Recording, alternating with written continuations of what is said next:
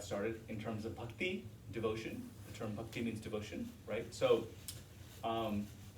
it's done commonly in Hindu, in Sikh gatherings where you will sing, there'll be people singing, playing the instruments. Usually the songs, the chants are related to God in some way. And so the point is you either listen, or there are two versions, kirtans and bhajans are two different versions of it. Bhajans are where essentially the performers sing for long periods of time to create this very elevated atmosphere, and you just kind of sit and absorb and meditate in that. And then kirtans are more of a call and response. So they'll be singing, they'll be chanting a line, and then the audience then repeats back and forth, so it creates this symbiotic, synergistic effect. The whole point of both is for the audience to get into more of a trance state, a trance elevated, open-hearted state to, with the help of music and community, just like in church they sing, right? It's the same idea, so across the board you see it in religious circles, this community singing activity. So that's what that is. So I do want to start incorporating that more to bring in kind of the Indian kirtan flavor. So there'll be more of that. I want to introduce Robert today and just kind of bring some of the musical element in. If you guys know of any specific kirtan practitioners, please let me know, okay, who would be kind of open and want to participate, who can play certain instruments like the harmonium or the tabla, or even like a drum beat. Doesn't have to be an Indian instrument, obviously. So that's kind of where that's going in terms of adding more of that flavor to it. So thank you everyone for coming. It's the first meeting for, I haven't started yet. It's playing. Oh, it is? Oh, great, okay. Thanks. So it's the first gathering for this year. Thanks for coming, guys. A little bit of housekeeping before I begin, before I dive into the gist of today. So the whole process of the nonprofit, the Enlightened Living Center, is slowly coming along. And they'll still working on some events, some extra events happening. I do want to do like a day retreat setting coming up, like on maybe a Saturday or Sunday, where it's kind of like a chance to just come and relax. It wouldn't be me talking, essentially. So it'd be more of a experiential pranayama, yoga, meditation, maybe some shamanic journeying, some personal journaling, introspection, but a day to really unplug, reconnect experientially. So I want to have more of those throughout the month to come and really deep dive into your own personal work, discharge, reconnect, by including different practices and elements that are, many of you are familiar with, some of you may not, but having a whole day where we get off the phones, we get off social media, no distractions, no talking. It'll be more in silence, kind of simulating a retreat setting, but a chance to do that, because it's hard to do. You don't find that too often, right, these days. So I want to start doing that more often. The whole point of this Enlightened Living Center, remember, is to have a platform of community connection, growing community connection, obviously, but a resource for knowledge and learning, wisdom teachings, a lot of what we're going to get into today, okay? As well as a source of effective practices drawn from all over the place, which of course we've been talking about in all the past satsangs. And as well as guidance, that's the whole thing, putting everything together in a way that you can really start to dive into this system and feel a change. That's what it's about. That's what spirituality is supposed to be about, to go through transformation, not just to believe something, read something, for some give it lip service, or some, just know about things. You can endlessly know about things, is the thing, right? But to really embody, put it into practice, the how-to, there's often missing, obviously, in organized religion, or just too inaccessible in a lot of really authentic spiritual traditions. If you're not familiar with it, or if you don't know a lot of people around you, or sometimes just daunting, going to a Tibetan Buddhist temple, you walk in and you're like, what's going on? Right? So, and just having access to social media, it's confusing. There's so much out there. So the point of this was to, like I said, community, source of knowledge, guidance with how to embody and put these things into practice. So that's the whole point of what I'm trying to bring forth here. And so there'll be an online platform with courses and workshops down the road, like what I'm talking about, the retreats and things like that, as well as personalized guidance, private mentorships, training, group training, mentorship. So just so you know, I do offer group and private, and I will be kind of organizing those more down the road according to the system. And the system is what I call enlightened living, right? Which includes this process of truly cultivating your true potential. And what that means is starting with self-actualization, what's called personally healing some of your basic issues and groundwork. Working with your trauma, healing your body, healing your mind, right? We have to heal. And from there, moving into cultivating vitality, cultivating chi, prana, as it's called, energy cultivation, but some of the more higher practices or some of the more common practices we know from the East, the breath works, the yoga, the different meditations, Kundalini, all these topics out there, that all falls under cultivating your energy to this level that we don't often think about, but is there. So that aspect, and then integrating wisdom teachings from all over the world that make sense to us, living in America in this modern age, pulling together what is really applicable to us and understanding, drawing the best from Hinduism, Buddhism, Taoism, shamanic traditions, indigenous cultures, the mystery schools, the mystical sides of every religion. It's all this common framework that's there. So my gift is I'm good at putting all that together. And that's what I present to you, right? And so I'm coming at you as one of you. I'm not a guru, to be clear. Okay? I'm just good at putting things together and presenting it, because I've been doing it for a while. And I've seen the results in myself, dramatic changes, things I'm still working on, things I've worked through. But I really get the journey at this point from what's been given to us. And everything I'm sharing with you guys, it's not me, is the thing.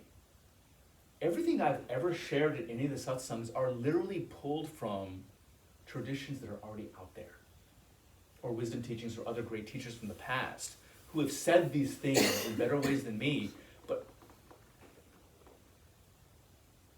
I've been able to kind of bring it together and synthesize it in a way that makes sense, hopefully, I think, as far as I know, so far. So that's what enlightened living is to me, and that's kind of what I'm presenting. Healthy living, vibrant living, spiritual living, in a sense of what it kind of breaks down into. So, here we are today. The point of today is to focus on the topic of enlightenment. Now, that's a loaded word. We're going to get into that. But I also want to make this a back and forth exchange. So, I'm going to have some time for some Q&A, some time for some open-ended questions about anything in general, spirituality, health, vitality, things like that are all connected to our journey of just being the best version of ourselves in the chaos that we find ourselves in the world right now, okay? With the stress, and how to practically apply some of these spiritual teachings, this topic of enlightenment we're going to get into that's so out there, right? We hear of it all the time. What does it really mean? We have ideas. We think. Maybe some experiences. you may have had yourselves. You read about it. You wonder, okay, how do other people, teachers, places, traditions fit into this if they don't speak of enlightenment? Like in Christianity, they don't speak of enlightenment. Or Judaism even, they don't speak really of enlightenment, or Islam, or a lot of common religions out there, and much of the world, if you just put aside Buddhism and Hinduism, you really can't, because that is half the world. But so it's important for us sitting here to really understand, what have they been talking about in terms of enlightenment for us, practically speaking? We're going to get into that. Very, in a practical way, how to put our minds around it and what it means. Because in my opinion, and in the opinions of time, from the beginning of time, the great teachers, that is the point. That is the goal of why we're here. So it's a good idea to kind of talk about it, to figure out, okay, why am I here? Why are humans here? Understanding what enlightenment is helps to make sense of this grand spiritual journey we find ourselves in, that all of you guys are on. If you're here today, you're on some type of spiritual journey. So, with that being said, let's do a little bit of meditating, just to kind of get present, get still. Yes? Mm-hmm.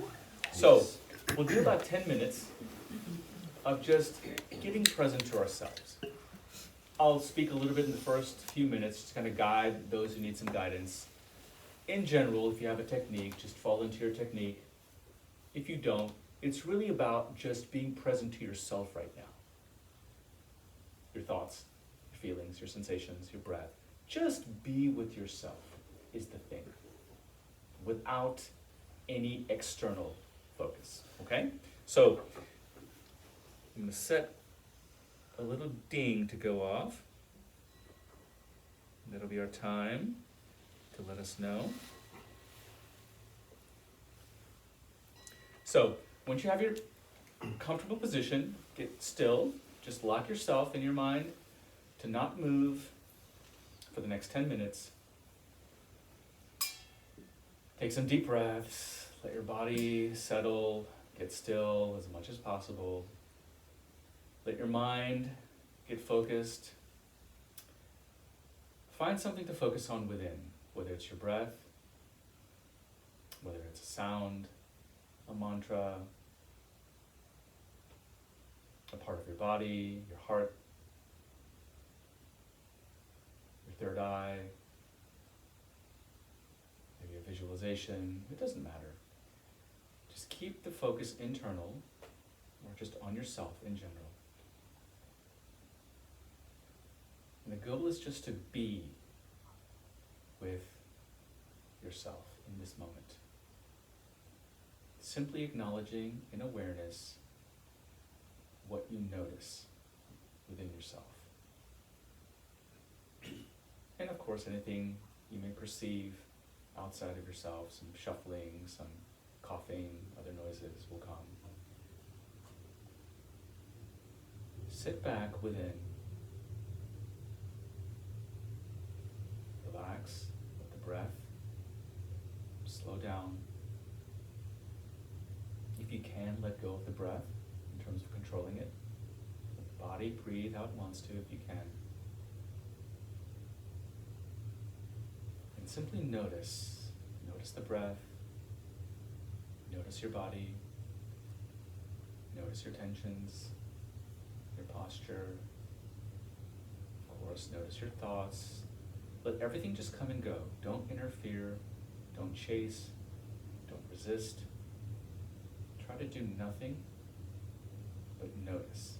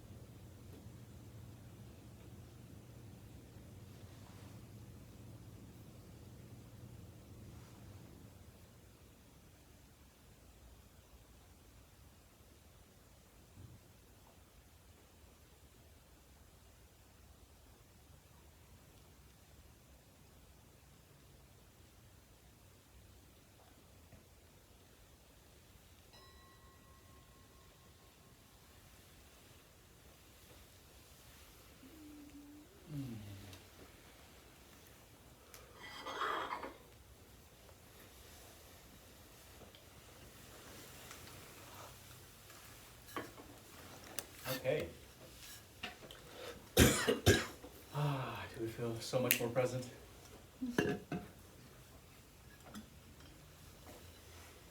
At the most basic level, many of us don't give ourselves this chance. We're always so busy all day long, just doing something. We're focused on something, right? Especially these days, with the phone in our hands, there's so many of us. It's always drawing our attention away from what's inside. Think about it before the phones. If you were bored, you were waiting in line, you just look around, right? You just kind of, maybe even socialize, but if there's no one to talk to, you just kind of stand there, be with yourself, and you don't see that a lot these days in so many places. I mean, even in ourselves. I mean, I know myself, I have to resist the urge to just pull out the phone and check something. This outward draw constantly is there. So, that's why the meditation practice, any meditation, inward practice, is so, so important. That's why it's always the foundation for almost every authentic spiritual tradition. Finding some way to reconnect inside. You have to have it. Otherwise, it's hard to make what I'm calling the progress, to really see a change, to make the transformation. That's the key word, transformation. That's the whole point of what the spiritual path is supposed to be about, as it's always been described. There has to be a change. That's what we're looking for. If there's no change, well, okay, that's fine. The truth is, things are always changing, whether you know it or not. You're just not directing it, and you're kind of at the will of what the change will occur, which is going to be based on your karma. Things will continue to play out, and if you don't step into a whole different gear of knowing how to align with that flow of change that's always happening in our lives, in us, around us, on earth, in every atomic particle within us, constant vibration and change happening. Beyond our awareness and control, right? So much, most of it. So, a big, deep wisdom understanding of spirituality is, oh, I can align with a lot of this natural change and karmic flow, and assist, take part in, and maybe direct a little bit in ways that is helpful and beneficial, and hopefully not in ways that make things worse. Okay? So that's the whole point of it. But to do that, one has to understand some basic workings and mechanisms of how things are actually changing, is the thing. And all of it eventually leads to this place where we call it enlightenment. Ultimately. And as the ancients would say, whether we want to or not, whether we like it or not, you're on the road. Every sentient being, as they talk about it, throughout the cosmos, is on the road to this point of returning to the source. So that gist, that idea, obviously, is what we find everywhere in our stories, in our myths, in our legends, in our religions, inside. Just this desire to go home, right? We all have that. We want to go home. Home is where the heart is. We love home. It always comes back to home base, right? Within us, our physical home, and that inner calling of wanting to return to something we know intuitively. There's something greater. There has to be. Out there, inside, we don't know. We just know that we're supposed to return somewhere. It's got to be better. It's got to be better somewhere, somehow. We talk about creating heaven on earth, right? Mm-hmm. Such a big thing. Creating paradise. Finding your own heaven. Finding your own paradise. Finding your sanctuary. Finding your peace. Finding places that make you happy, right? We're always wanting that state of peace, serenity, tranquility, relaxation, joy, right? Love. These qualities we're all striving for. Whether we always acknowledge it or not, or whether we're always actively doing it or not, it's always there, right? Those qualities are states, are they not? They're states of being. When you're serene, you're in a state of serenity. When you're peaceful, chill, relaxed, that's a state of consciousness. Your mind and body and your heart are very aligned in this state, which someone comes around you, sits next to you, they go, ooh, I like this. I want to be next to you, right? When you're in love with someone, you're in a state mutually with two people. You feel that, right? People can see it. You can feel the vibes. When you're in a state of anger, you feel it. Other people can see it. You display it. Your mind and body, everything starts vibrating, starts reacting, starts aligning with that state. So we have various states we're always moving through, right? All day long, all day and at night, in our dreams and other times, except in deep sleep. We're always cycling through these states continuously. And we either, flow with it, or we resist it, or we align with it, or we don't like it, or we like it, or we're chasing it, we're avoiding it. We're always trying to manage these states, and we're trying to go to the positive states, and we're trying to run away from the negative states. Yes? Yeah. Mm-hmm. Our lives, this is how we are, all day long, all day and night. And if we find ourselves in a very good state for a while, we're very happy. And that we say, okay, I'm in a happy place now. I'm happy. But then when the state goes, oh, now I'm not happy. Oh my gosh, I have to go find that state again, right? Find the happy place. Let me go find it. Let me go make it happen. Let me seek it out. So we're on this perpetual cycle of trying to recreate these states of happiness, joy, peace, love, compassion. Well, where does this go? What's the point, obviously? Right? That's the big question. If these are states of consciousness that we can tap into or not, which by definition, that means there are various states of consciousness. There are various states that we can tap into that are helpful or not helpful. So these are all there right now. And you can tap into them at different times, if you know how or if you find yourself there.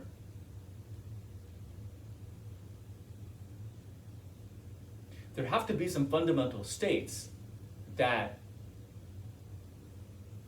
seem to be the basis of it all, right?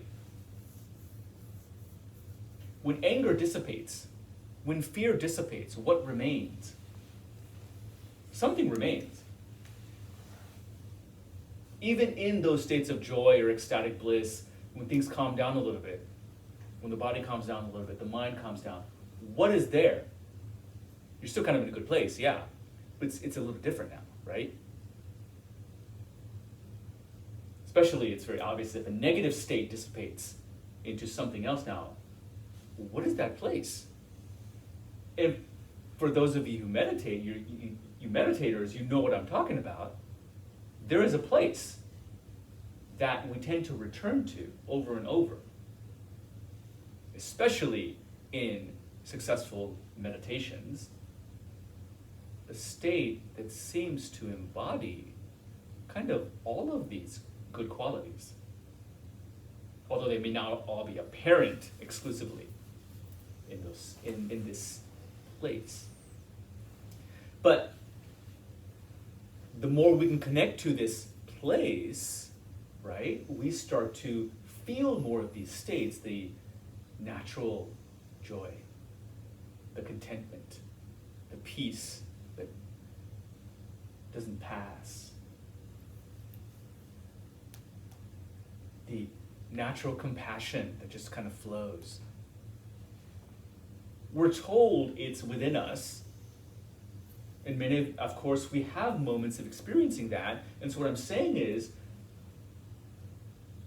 like sine waves and fluctuations in waves, they always return to a baseline, right? That's the thing. We have this baseline inside of us. This neutral center within us. It's always there.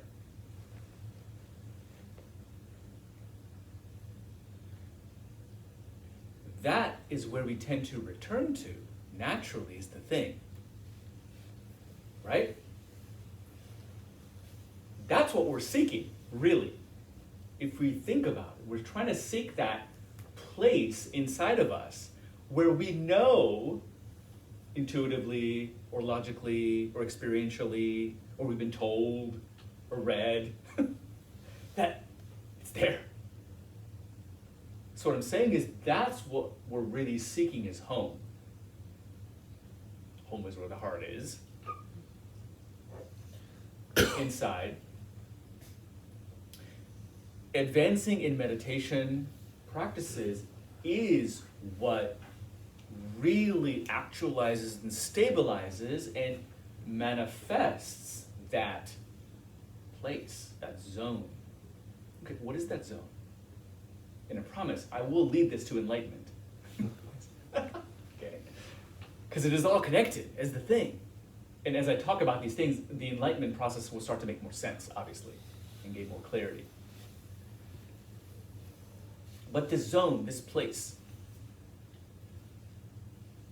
when you've had moments of being there, what's it like, right? Well, okay, it feels good, but there's a sense of freedom there. A sense of, okay, I'm okay no matter what. I'm free and nothing can affect me here. That special place inside, ideally. I'm safe. I may feel love, this natural love for myself, or this just ambient love. But what we know is love, feel is love. There may be sensations, you may have feelings with it, but even behind the feelings, it's this just presence.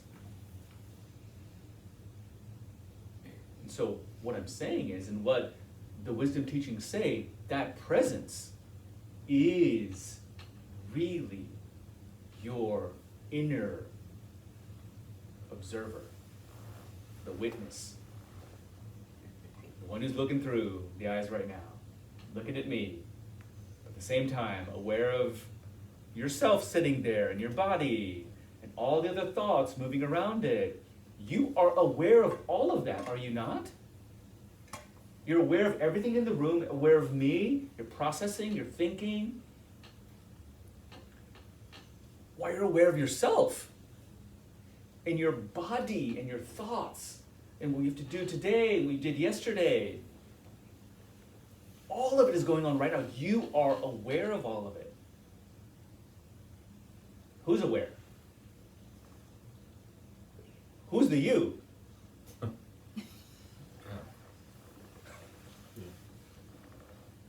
The clue is, it's not your name.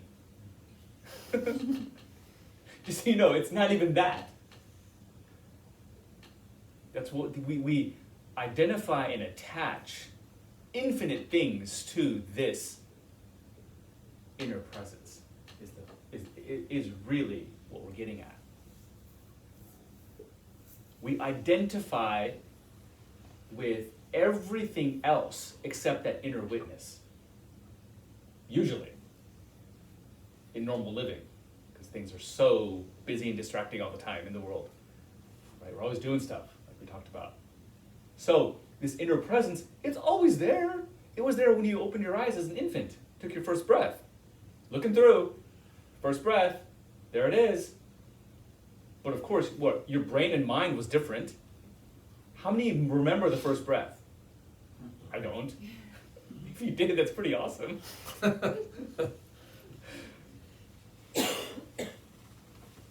But the witness was there. Same as when you're 1, when you're 5, when you're 10. Right now, 10 years from now, last moment of the last breath you take, you're going to be there. That witness will still be there. And then, after the last breath, the witness is still there. Whoa, right? But who is that witness if it's not? So, the thing about spirituality, what I always say is, look, if it's fundamental truth you're hearing, it's gotta make sense. It's gotta satisfy your left brain. We have two parts, the left and the right, right? They both have their function and role. So you can't neglect either or. Is kind of how I see things. Okay, so fundamental truth, it's got to satisfy the left brain. It's got to make sense. Even though you may not realize it, even if you may need to acknowledge it, I don't understand, but there has to be a sense, a logical understanding behind the truth, right? And it has to satisfy your right brain. It's got to feel right. There has to be an intuitive, aha, yeah, that feels right. We can't do either or, right? That becomes the problem with a lot of things. They both have to make sense. So what I'm getting at now is, it has to make sense what I'm saying in terms of, if there's a witness, understanding what the problem here is. Why can't we always stay present to this alleged observer witness that is supposed to always be there? Because we identify with everything else besides it. What everything else? What else is part of you, right? Your body, your sensations, your feelings. Your nervous system is running constantly, creating sensations and feelings. Constantly, even right now. You're having all kinds of myriad of sensations in your body. Many you're aware of, the vast majority you're not aware of, which is what's kind of mind-blowing. And this becomes real, again, for meditators and other practitioners who can get into these states where they start to feel the things that they don't normally feel when they're not in these states. And the thoughts. Who's not having any thoughts right now? We're always having thoughts. Where do they come from? They just come. They come from somewhere, yes. But to us, they're just always popping in. Boom, boom, boom, boom, boom, boom, boom. They pop in, they move around, they do things. They're getting our attention. That's the thing here. They're always grabbing our attention. Our sensations are grabbing our attention. Our feelings are grabbing our attention. What it means is we are getting caught up with these, what's called phenomenon. That's the kind of the Buddhist term. Thoughts, sensations, feelings are called phenomenon. That's what's popping up constantly as we live. We get carried away by them. That's all. We either don't like them, or we like them a little bit too much. That's all. So we get attached to them, what's called craving, or we want them to go away. That's called aversion. That's what we're doing constantly. And if you're not, then you're tapping into some semblance of neutrality and some semblance of like, okay, that neutral presence is coming through a little bit, which is great. And if that's happening, that's when you usually feel those true, deeper, stable, original states we just talked about before. The serenity, the peace, the contentment, the deeper love. Those are always there with this neutral, still presence, is the thing. But they usually get covered up by other stuff. Because then we say, oh, the joy is really a feeling. So with that deep contentment, now the nervous system and the energy system goes crazy with all these sensations of that feel good. So we usually think that's joy, that's happiness, right? Feeling high or feeling ecstatic or, feeling energy run through our body or, you know what I mean? So we usually misidentify that as joy and happiness. It's really not. That's just the surface. If that quiets down, what remains is this deeper bliss. That's a spiritual bliss that's talked about in a lot of traditions. That one is really seeking. That's what Bhakti Yoga really is after. That deeper state of bliss that is again talked about as, in Hinduism, in Vedanta, God is spoken of in three qualities. Sat, Chit, Ananda is a term you may have heard, which is in the ancient Indian texts, a way to describe the God principle. Sat, Chit, Ananda. Sat means presence.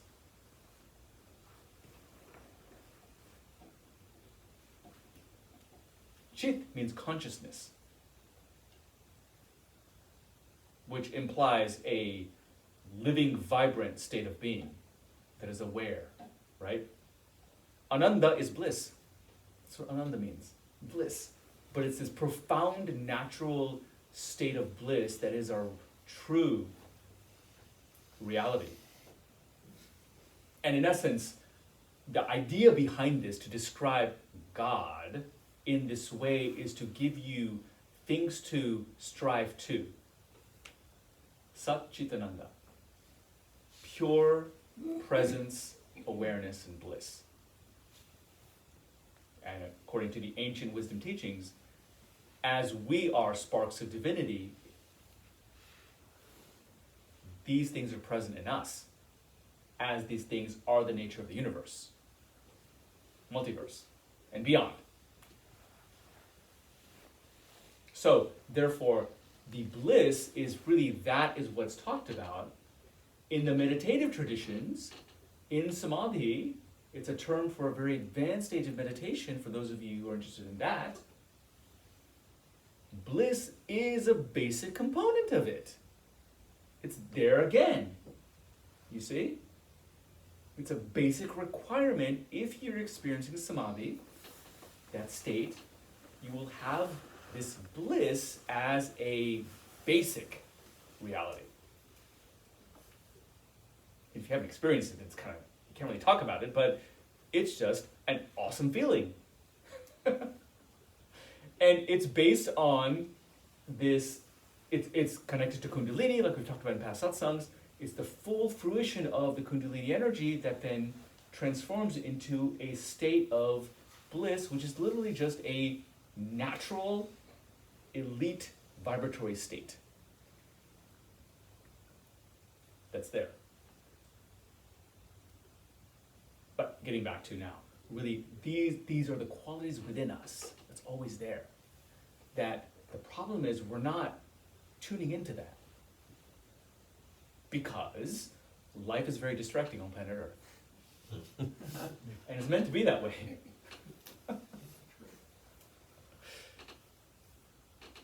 infinite distractions. And the story of Buddha, when right before his enlightenment, he's sitting there under the tree, hardcore stillness, samadhi. And in his chronicles, they talk about what he went through. His final test, what was it? The Buddhist version of Satan comes, Mara. Interesting note, that's his final test. So also note, that means these temptations this being, whatever you want to, how you want to see it, was there the whole time. Imagine how hard it is for us. I mean, if a being like the Buddha is having to go through, continuously having to fight temptations at the elite level of meditation he was doing, up until the end, we need all the help we can get. All of us. Right? It's mind-blowing to think about that. So Mara's there to him until the very end, trying to tempt him with his final temptations, and he doesn't give in. We can't even imagine. They talk about it, things like that, but he succeeds, defeats Mara. They describe it in very epic fashion. And then he's fully liberated. Okay, now, so let's kind of expand this idea to what it kind of means on our path. Usually when we talk about enlightenment, especially from an Eastern perspective, the word awakening is associated, right? Something like awakening. And the idea is like we're waking up from something. Kind of like we wake up from sleep. We're shifting from a different state to waking state. We talk about it these days, not woke, but it's kind of where they try to bring it from. But the point is, awakening, being awakened, has a traditional idea of you are now aware of or embodying something you weren't before, right? Essentially, usually for the better. You've evolved somehow. You've grown somehow. You've healed somehow. It's a different leveling up, right? Awakening. And we can apply that to so many things, right? Things out there we're always becoming aware of. Right now there's a massive awakening happening on the planet, politically and financially and globally and all kinds of stuff. People are things are coming to the surface, right? Things we're not going to get into too much in terms of what's coming to the surface, but so much is surfacing. That's an awakening. So enlightenment has that association. It's this massive level of awakening that happens. What's awakening? What does that mean, right? It's always so mystical. It's so out there. We use it loosely. We have enlightened experience, awakening moments, right? We use it all the time. What is it really supposed to mean? What I'm saying now is it's meant to have meant something. And where we can draw the most specific explanation, again, goes back to one of the greatest teachers on the planet, the Buddha. Of course, I go back to him a lot. He was a big deal.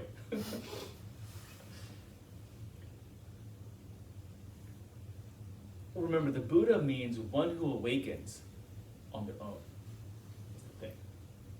That's what kind of separates a Buddha in the whole pantheon of avatars that I've talked about before. A Buddha specifically is one who awakens through their own effort,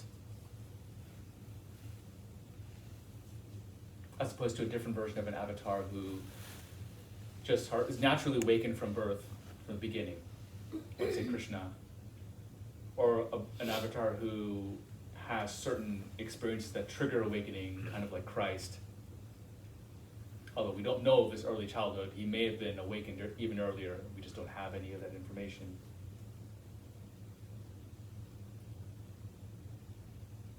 Would that mean every, I guess, ascended master would be considered a Buddha if they found their way to enlightenment on their own? In a sense, yes. It generally refers to one who has done the work on their own, who's gotten to the end goal, this enlightenment I'm talking about, through their own efforts.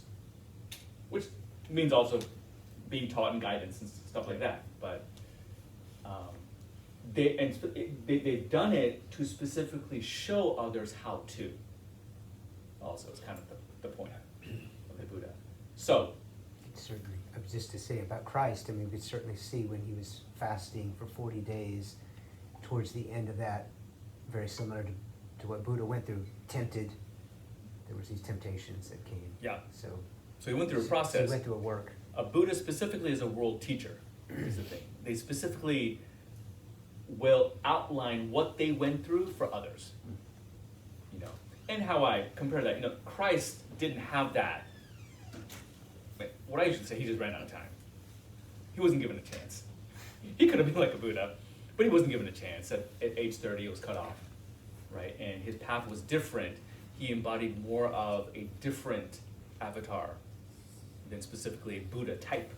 Yeah, right. The point is, it doesn't really matter.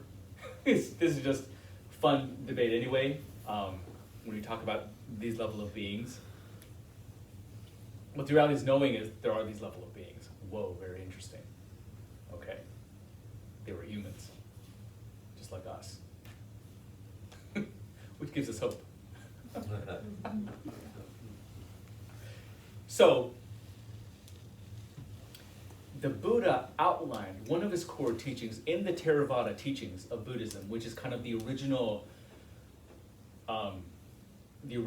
extent of Buddhism when it first evolved in India and kind of went into Southeast Asia. Before it went into Tibet, before it went into China, it was considered Theravada Buddhism, is the term applied to it now. But in some of the original works of the Buddha, he spoke specifically on what is enlightenment.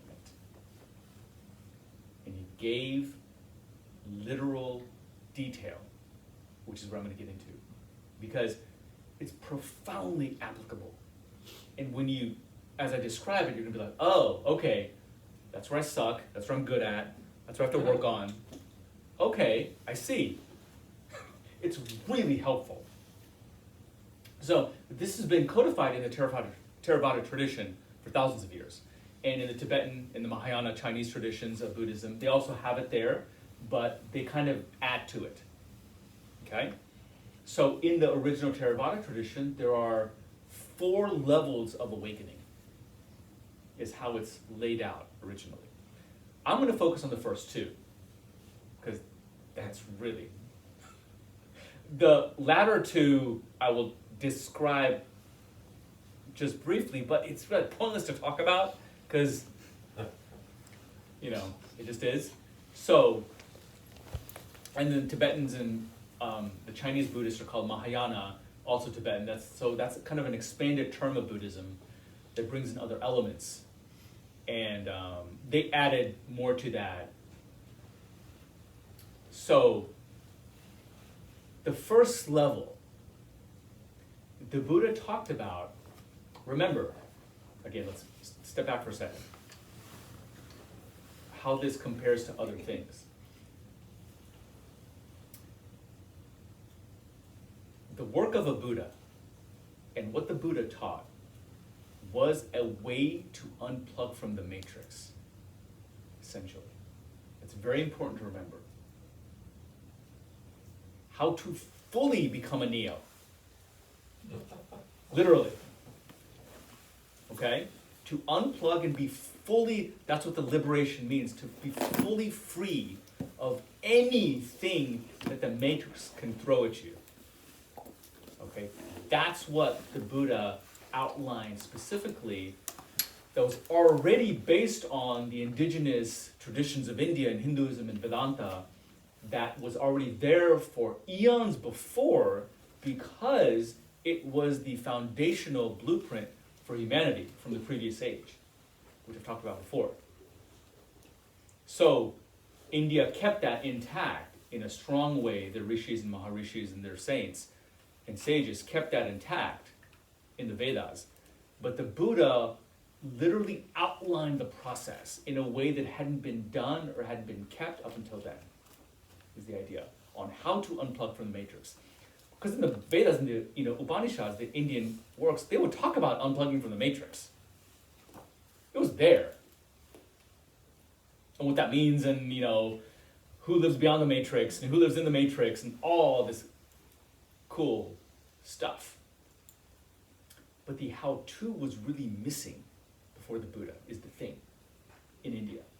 And especially in the rest of the world, because the rest of the world had forgotten or had lost much of it due to other circumstances and other things. Except for small pockets around the world that hadn't in certain ways, that kept certain things in certain ways. But the way the Buddha laid it out was unparalleled, and even until now. I mean, literally, much of what we have of modern day Hindu philosophy, for those of you who are aware, is actually based on Buddhism. That Hindus either don't acknowledge or don't know. Modern day Vedanta, for those of you who know Advaita Vedanta, the non-dual perspective of things, which is one of the highest philosophies that humanity has, that I've talked about before, where God, soul, humans are one, and how that is, panentheism, the idea, the non-duality, that had gotten lost in India for hundreds of years. And the Buddhists kept it intact after the Buddha, and they spread throughout India at the time, because the original teachings from the Vedas and Upanishads had gotten really diluted and lost. So the Buddhists kept it intact, actually, is the thing. And then some of the famous people in Hinduism who literally caused a revival of Hinduism, Shankaracharya, Ramanuja, for those of you who know, they, if you get into Hinduism, they'll be, they are the founders of Advaita, they're the founders of Vedanta. They're just 1,000 years old. They're fairly recent. They were using the works of the Buddha, is what I'm saying. And reformulating it in a way that was a little less Buddhist, is the thing. A little more Hindu. It's all an overlap. We're not going to get into all that so much now. I have before, right? But my point is, Buddhism had a profound effect.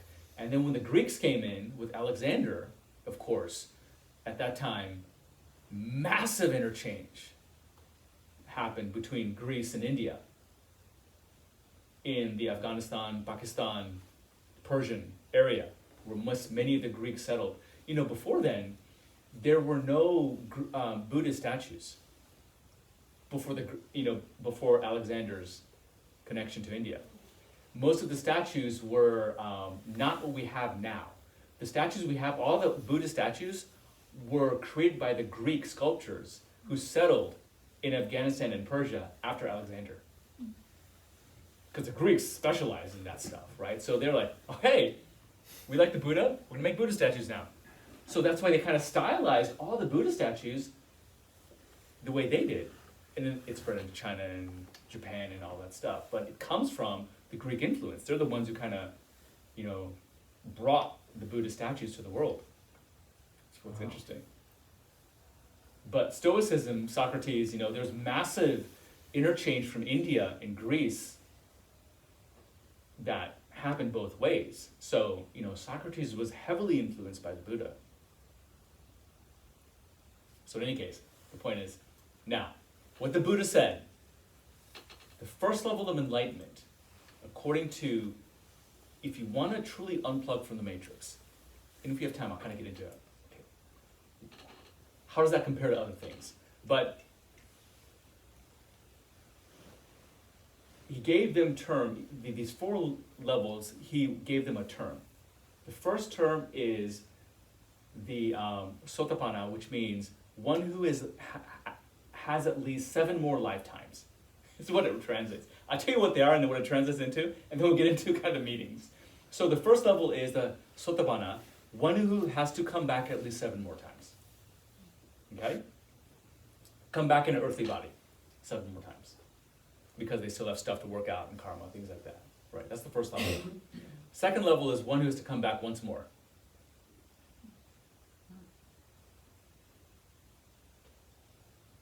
The third level is one who doesn't have to come back at all. Anagama. And the Arahant is the one who is fully liberated, the 4th level. Okay? So what this refers to is he outlined there are 10 fetters, 10 chains, 10 specific problems we have to work on. These 10 things are what keep us in the matrix. Okay? What are those 10 things? Well, those 10 things are what these 4 levels go through. They unchain as you go through the 4 levels. So by the 4th Arahant level, you've unchained yourself from all the 10 fetters. The first 2 have to do with the first 5.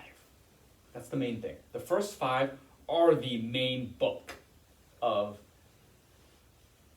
all the work we have to do. That's really easy to understand. He made this very easy to understand, is the thing. So, the first level, the first stream enter is what it also translates. The one who enters the stream of enlightenment is the idea. It's like a flowing river. So you enter it. Either if you're not in it, you're not in it, the vast majority of humans. But once you enter it, you enter the stream, so you're called a stream enterer. Okay? And once you're in the flow, okay, then you start doing the work. It's going to take at least 7 more lifetimes. It's not really 7, but the point is that's the idea, right? Okay. It's going to take a lot of work still, okay? So, the first 3 fetters is what we're primarily dealing with in the stream enterer stage, okay? And so, they're not really in a specific order, but the first 2 are the most important. So the first 2 are really, really understandable, which is you let go of all your doubts about what you have to do to be on the spiritual path. Which means that you know what needs to be done now. You know what work you have to do. There's no more doubt. And in essence, you're not a seeker anymore the way you were in the beginning. Where you have to find the right answer, you have to find the right teacher, right? You've got to find the right guru, the right book. You're always on a quest. Okay, I learned this now, what's next? Okay, that inner desire of not being satisfied, that's the doubt he's talking about. And how he couched it, having full faith in the Dhamma, full faith in the Dharma, full faith in the path that he was laying out, is how he described it. But and what it's really meaning is kind of what I'm saying. You know what needs to be done. And there's no more doubt anymore about the path. Does that make sense? So, one thing to keep in mind is these levels, just like Kundalini awakening, just like meditation, are not 0 to 1, got it, done. Okay? There are ranges and paths. They talk about you enter through the door, then you walk. And then you journey. There's a middle, there's a beginning section, there's a latter section, there's like near the end, and there's a final walking through the door where you're done. You have fully graduated the first level, and now you enter the door of the second level. And then it's another journey, a beginning, middle, okay? So keep that in mind, okay? So, one who has fully unchained themselves from the first three fetters have finished the journey through stream entry. Make sense? So along the way, you're still working on the first three. Different Buddhist lineages will argue over this. They'll talk about, no, it's not a journey, it's either there, done, feel it. Other people say, no, it's a journey, it's a bit... Some of it depends on kind of what they're doing, how they're doing it. The point is, though, as the doubts diminish, you're walking and getting closer to the stage where you know, okay, I'm not a seeker anymore with that restless urge to find the right answer. You may not have all the answers, that's the point. It's not about getting the answer, it's about knowing what needs to be done. Okay, I know I need to meditate. I know how to do it now, I just gotta do it.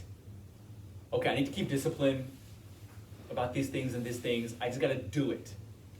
I know I need to do these practices for these reasons and that reasons, I just gotta do it, right? It's that, okay? So that doubt. You eliminate the doubt, first fetter. Second fetter is you let go of attachment to thinking, how he called it, rites and rituals, is the final answer. What that means is being attached to thinking that if I do it this way, that's the right answer. Get that? Yeah. So it's not about, if only I do this, I will get there. It's the work. You have to transform.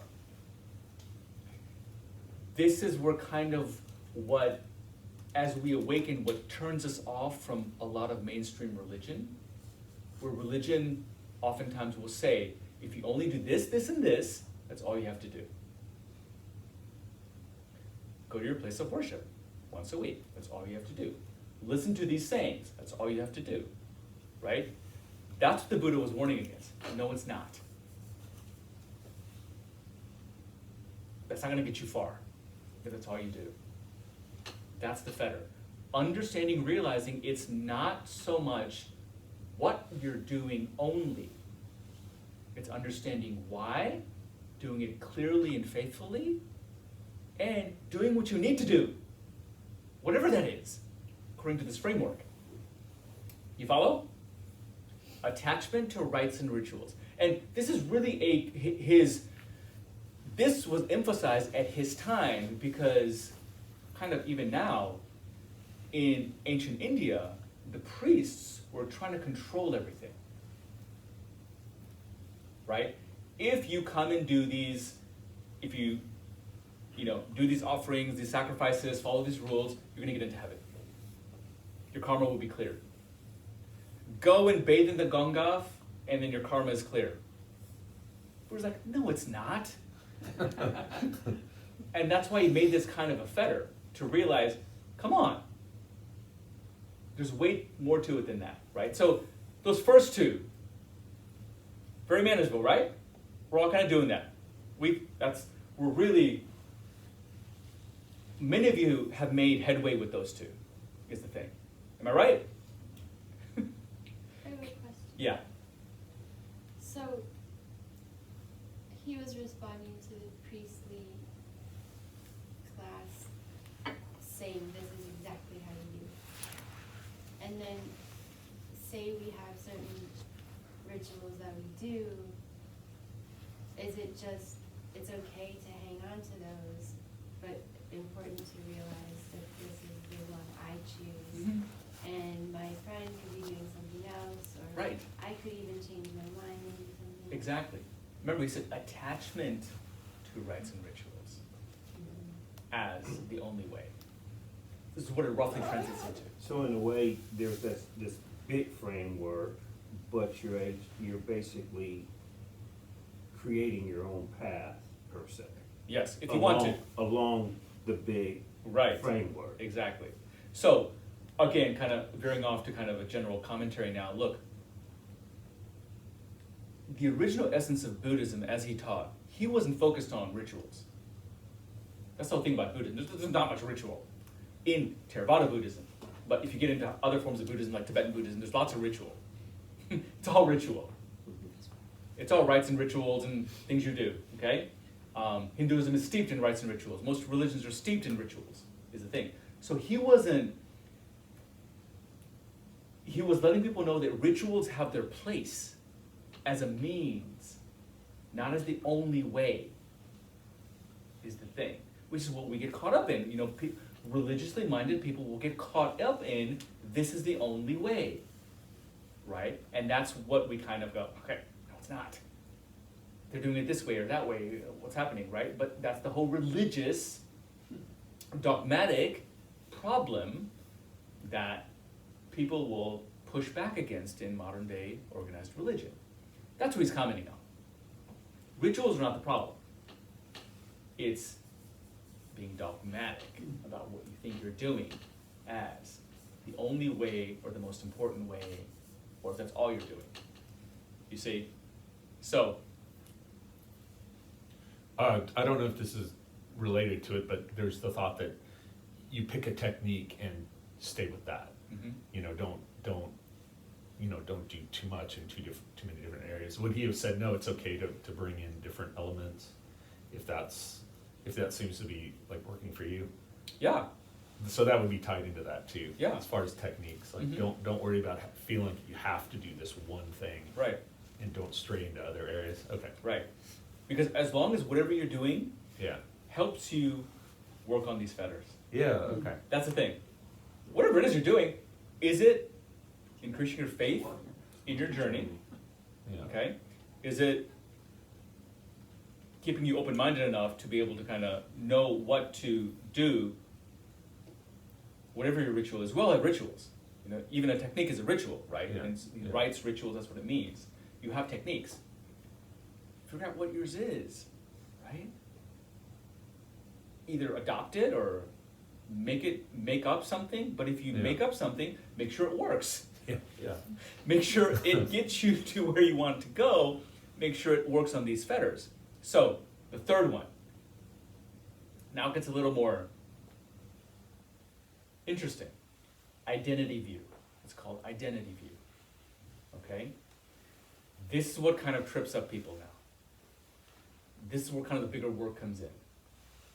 This means thinking that, remember our past talks about the tradition of 5 layers of our being. The 5 koshas, the 5 kayas, the 5 skandhas, the 5 sheaths, the 5 layers. Physical, the energetic emotional, the mental thought layer, the subconscious, Buddhism volitional, the mental formations, that layer, okay, that's what the karma is, and then the spiritual body, the bliss body, 5 layers of our being, how we function as sentient beings, right? Thinking that your self, your permanent self, is part of any of those.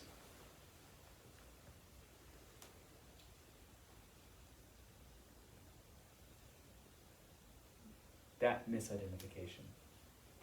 Attaching and identifying as any part of that is your true permanent self. Oh.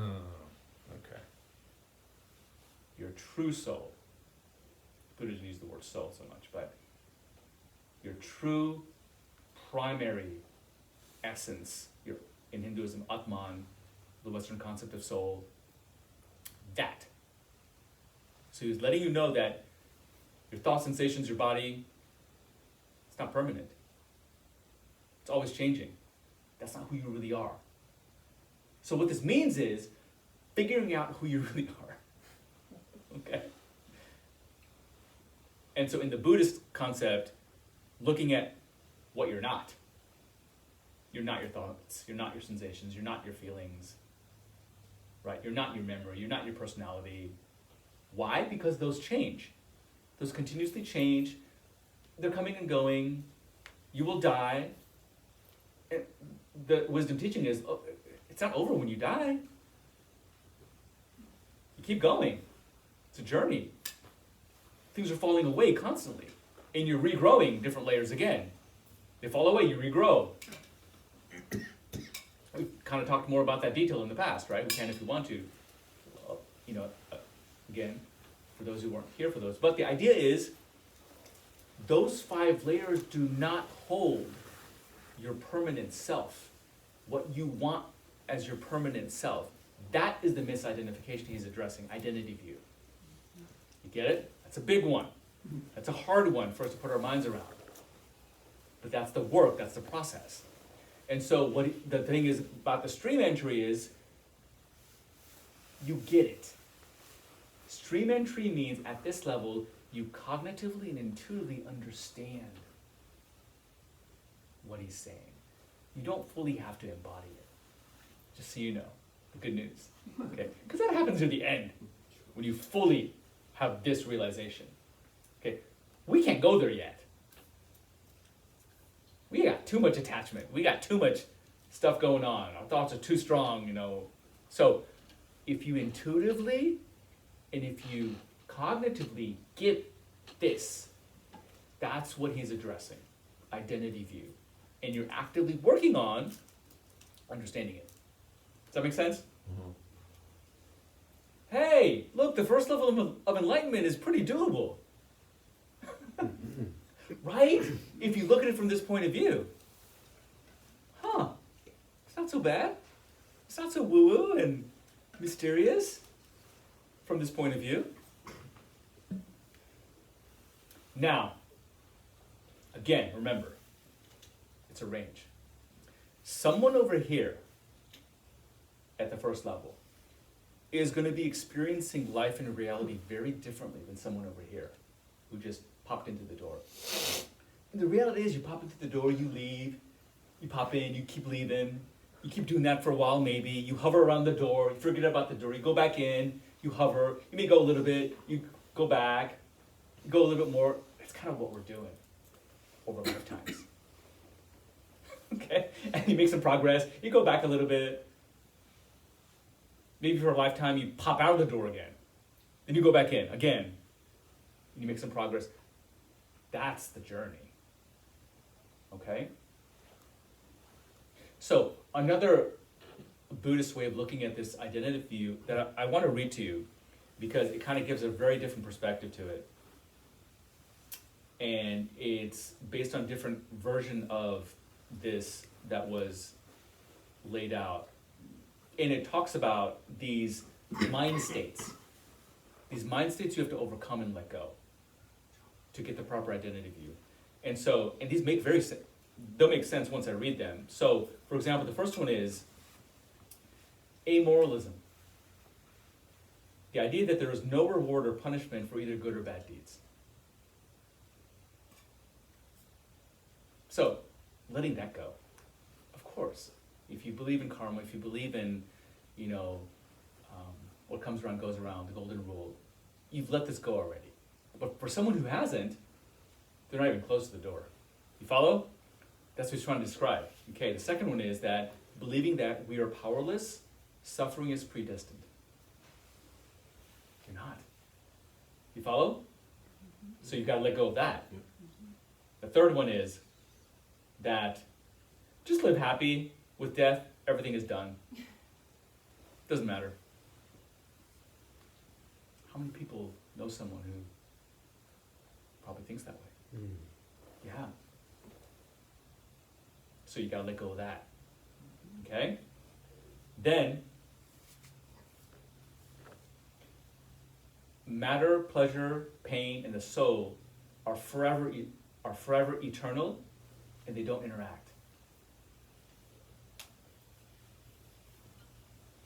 this is kind of a tricky one because, it kind of brings in religious indoctrination and, heaven, hell concepts, and wanting things to feel good forever. But what he's trying to tell you is, look, what he's really trying to tell you, look, the universe is going to end one day too. Whatever you think is a soul, the ancient idea was, souls get reabsorbed at the end of creation. You get too attached to that, you're going to lose that. It's a whole rabbit hole. But he's kind of referring to that. Then, if you just cleanse and avoid all evil, you're going to be fine. And what these are commentaries on actually worldviews that were very strong in India at the time, obviously still now. Okay? And then, being agnostic. The quote is, I don't think so. I don't think in that way or otherwise. I don't think not or not. So literally just not having any direction at all. You gotta let go of that. So this commentary was done by certain old advanced Buddhists at the time of the Buddha, soon after, as other ways of understanding identity. You follow? Okay. So those are the first three fetters. Now, the next two are the two biggies as well. Okay, the next two are what you work on in stream entry, you start to work on intentionally. The difference is the second level, by the second level of enlightenment means the first three fetters are cut. You're good to go, those first three. And you've made significant progress with the next two. What are those next two? What he called sensual desire. Now, what does that mean? What he's referring to, okay, before I get into what that means, sensual desire and ill will. Okay? Now, what falls under those categories are what you're probably thinking. What he's talking about in terms of sensual desire is being caught up in craving, attachment to certain feeling states that drive you in unhealthy ways. So greed, jealousy, lust, those things that we know that, okay, I gotta cut those out. I gotta change that. I gotta watch that in myself. Those strong tendencies, okay? So this goes back to the essential Buddhist teaching of craving and aversion, right? Craving and aversion are the two root causes of ignorance, suffering, Hindu and Buddhist teachings, right? That's the essence, that's the gist. We are suffering, we are caught in this karmic loop because of our ignorance to how we're handling our craving and aversion, is the philosophy, right? Craving and aversion means what we are feeling and dealing with inside of ourselves constantly, every moment. Our sensations and thoughts, our reactions to those are either we like it too much or we don't like it. Craving and aversion, okay? So that's what this is in reference to. So these are symbolized by these fetters: extreme craving, extreme aversion. Working on those. So anger, hatred, those things fall under ill will. Who's not working on any of those? Right? Those are the next two fetters. So the idea is, this is where the bulk of the work comes in. For enlightenment. Which we're already kind of doing. And so the idea is, he was very forgiving. The second level means you've made at least 50% progress in those. You're not done. You've done a lot of work with intention, but, things may still creep up in you. Oh, it's okay. When you fully cleared them is when you enter the third level. the non-returner. Remember, non-returner, 7 lifetime returner, 1 returner, means you're karmically not bound. The matrix doesn't pull you back into a physical form. It means you may be reborn into higher realms. Very interesting. Into higher non-physical realms to continue your work, progress, whatever. You see? But the earth doesn't pull you back anymore. The physical earth. Samsara, as it's called, the hardcore incarnation into an earth body. You don't have to come back once you get to 3rd level. But the idea is you will continue working on stuff at higher realms. Interesting, right? So by then, though, the idea is you've eliminated the first 5 fetters. Good basic work of not getting caught up in the matrix anymore. Well done. But there's 5 more fetters. According to how the Buddha outlined things, right? And so now these higher 5 fetters are like, okay, we can talk about them, but can't really understand them. But it's good to know that, whoa, this is the thing. This has been outlined, and it's based on this system of knowing that these sentient beings are out there in the universe working on this stuff. Okay, what are they? So the 6th one is attachment to being born into a body. Think about that. Into a body of form, specifically. To something that is form.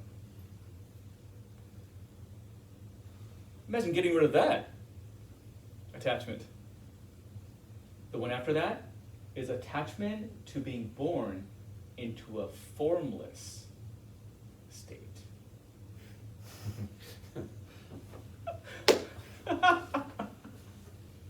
What is that? A formless state. You're still conscious. Consciousness doesn't need to have form, right? According to this way of thinking. So a state of consciousness with that doesn't have any form, but it's formless. And so how the Buddha is just, what he's implying is there are states of being. There are beings that are formless inhabiting the cosmos. There are realms of formlessness. And this gets into the Buddhist cosmology, the Hindu cosmology they talk about. Earth is in the middle, all the Earth-like planets are in the middle, and people like us, beings like us, and bodies, different types of bodies. And then there are higher forms of bodies that still have form, but they're called lower heavenly, mid-heaven realms, okay? However you want to think of it, planets, dimensions, it just gets very fun to think about. But beings live there, doing their thing. And these are some of the ancient stories about the devas, the gods, the things that, things like that we have, I think, that allude to these realms and states. They're bodies like us, but kind of different. They work in better ways than ours. They can probably fly, they can do things that we can't naturally. And then there are higher heavenly realms that are formless. Beings, sentient beings that live there, they would be, for example, as the ancients would talk about, these are like the realm of, probably the archangels, the realm of the higher devas, the realms of these,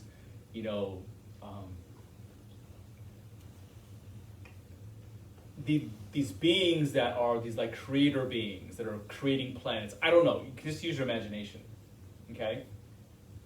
That don't have a specific form, but can traverse the universe instantly if they want to, if you can imagine that. So that's what the Buddha would talk about. It's mind-blowing, right? So that's the 7th fetter. Being attached to wanting to be reborn into a formless state.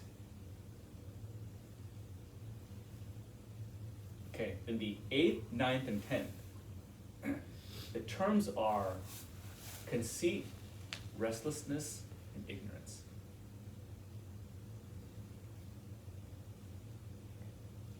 Let me read you another excerpt. So this is a dialogue between 2 very high-level Buddhist cultivators. One is talking about he's done the level of work that we only read about and imagine, and so he's done the level of work that I've talked about where you may get to where you gain powers, siddhis, in the Eastern concept, and in the West, but the term siddhi comes from that. We're at high states of samadhi, high states of meditation, or in other ways you can cultivate higher powers that are inherent in our DNA but just turned off for most normal humans, okay?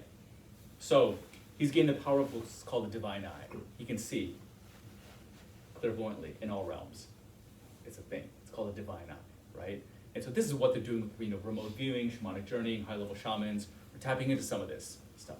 We do it sometimes all the time ourselves, in a very light way when we tune in intuitively, things like that. But there's levels to it, is the thing.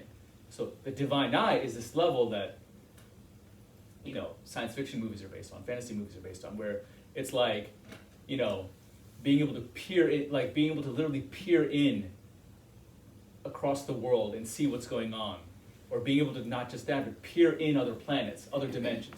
It's called the divine eye, right? So this person has attained that, but he's complaining he's not reached full enlightenment to someone else who has. So now it goes on. So even with the mastery of meditation and the divine eye, however, Anuruddha, which is named, could not reach full enlightenment. Something was holding him back. So he asked his friend, Sariputta, the wisest of all the Buddha's disciples, quote, "Friend Sariputta, with the divine eye, which is purified and supernormal, I survey," it's fun to read these things, "1,000-fold world systems. Energy is aroused in me without slackening. My mindfulness is established without confusion. My body is tranquil, without disturbance. My mind is concentrated and one-pointed. Yet my mind is still not liberated from all the taints through non-grasping." Follow? Okay. So Sariputta replies, "Friend Anuruddha, when you think with the divine eye which is purified, this is your conceit." I'm not going to go into really the detail, but this is like a reply to kind of give you an idea of what he may be meaning by these things. "When you think energy is aroused in me without slackening, mind is concentrated and one-pointed, this is your restlessness. And when you think, yet my mind is still not liberated, this is your remorse.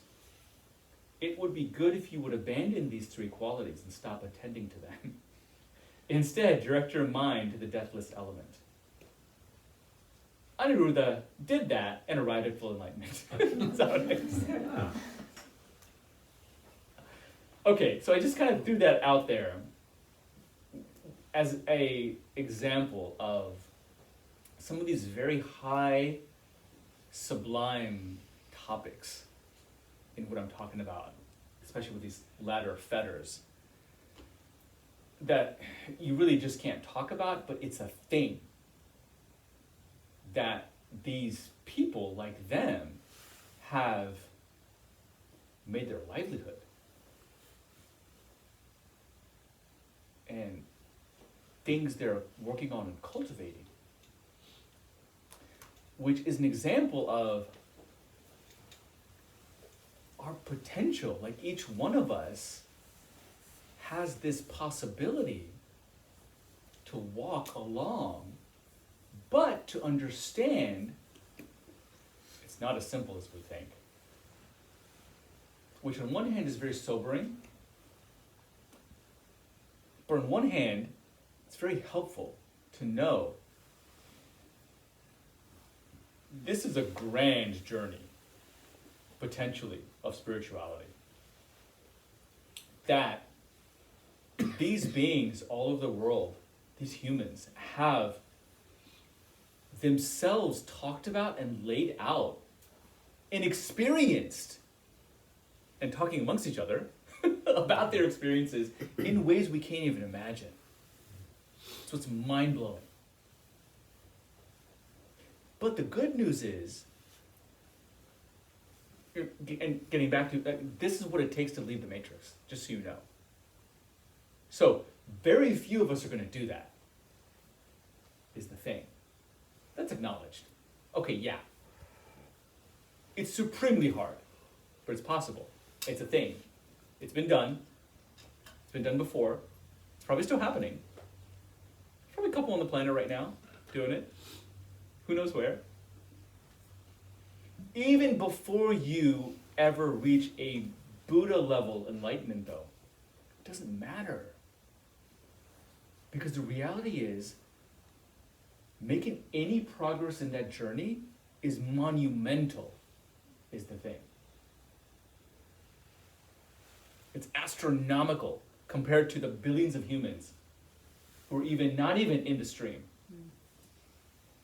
Billions and billions in the beginning who never even enter the stream, is the thing. But once you get in the flow, it starts, and it's called stream for a purpose, it starts carrying you. Like I've talked about, the flow, the divine flow of things starts to pull you, starts to carry you, bring things to you, bring you the guidance, your karma starts to dissolve and clear, right? You start to find yourself learning what you need to know, coming across the books, the teachers, right at the right time, getting the techniques that really are helpful to you. You start making progress, improvement in the small things, a little bit of meditating, a little bit of mindfulness, handling your strong emotions a little bit better, right? Handling your reactive states a little bit better, getting better at when you're triggered, healing, doing some basic healing work, right? You start making progress, the ball keeps rolling, and you start gaining momentum. It starts to happen. You may not fully realize it, you may not be fully aware of it. You may be kind of depressed because you feel like you're not making any progress and you feel stuck and you're sad and the world is caving in on you and you're like so stressed you can't deal with it, but inwardly stuff is happening still. Right? Which kind of brings us to now. It's like there's so much going on. We can't make sense of it. It's happening in the world, in our country. But when you see, oh, there's this path of enlightenment that every person has available to them, it's not just every person, though. It's like, what is this path of enlightenment? Remember, I say leave the matrix, ultimately, but what it really is you are awakening to who you really are. Not who you think you are, who you've been told you are, or what you've been programmed to be. None of those things. You have to work through that stuff. Because who you really are, the idea is it's so much more than you can imagine. It's right there, right now, sitting there. And tapping into it, finding ways to tap into that is the key. And those first 5 fetters actually are a basic blueprint. Work on your anger. Work on your fear, right? Work on, when you find yourself being greedy. Work on the lust. Work on the attachment to these things. Work on when you find yourself being carried away by something that you feel like is pulling you in a direction you shouldn't go. You got to start there. That's huge. Because they're literally these main impediments to awakening, is the thing. Because the more you work on those, then you will be able to naturally start to tune in to that quiet, centered, still place inside that we all feel, that we all want, right? It's always there. The observer, the witness. But just so you know, that observer witness still isn't the final answer, which now gets a little confusing and kind of, makes it fuzzy again. The observer witness is dramatic shift for us. Of course, we have to use the observer witness in all the work we're doing in basic meditation, mindfulness. It's all about witness observer, right? But that's still not the final answer. That's the rub here.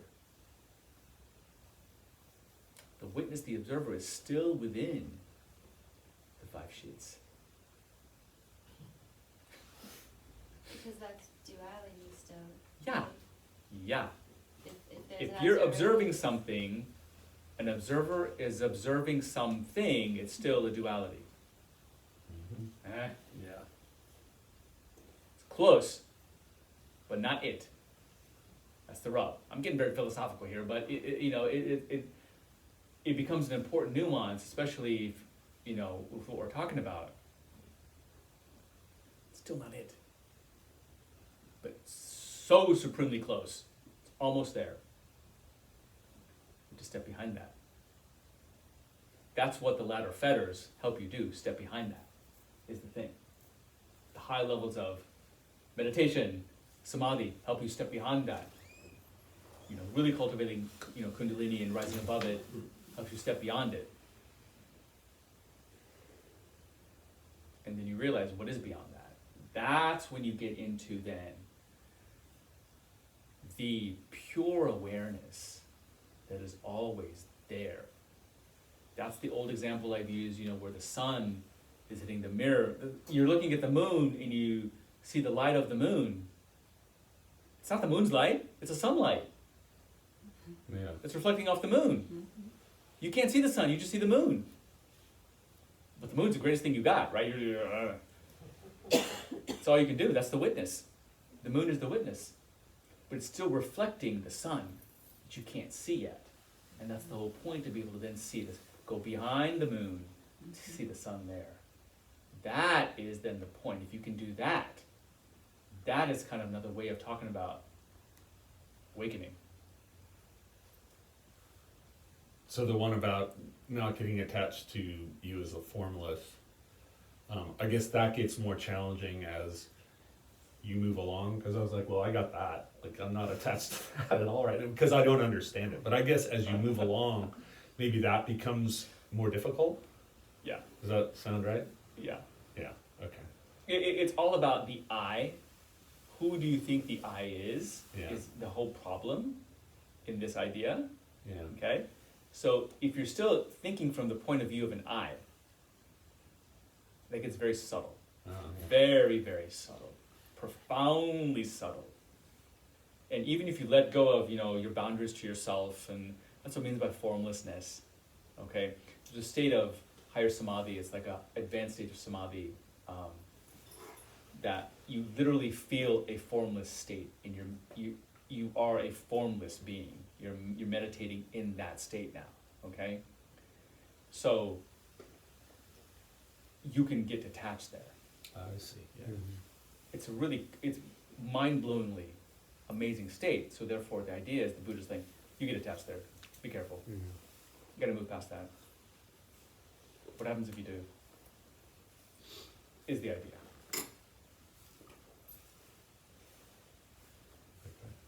So with the rebirths, so you said you get to a point in Enlightenment, I think we've talked a little bit about this for sure, and you get the 7 rebirths or whatever, that's what the Buddha says.